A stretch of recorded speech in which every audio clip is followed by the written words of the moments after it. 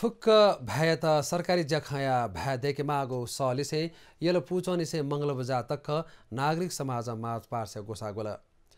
भ्या विरुद्ध आन्दोलन लुथी बाईपास शतक तब्या विरोध घटना निसे है तचोगु ख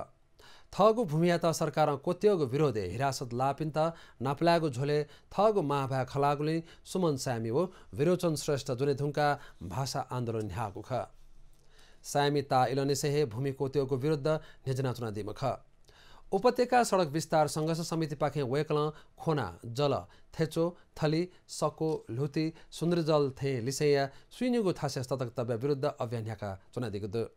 संविधाने फुक भए त हाम्रो देशको भाषा धयातको दु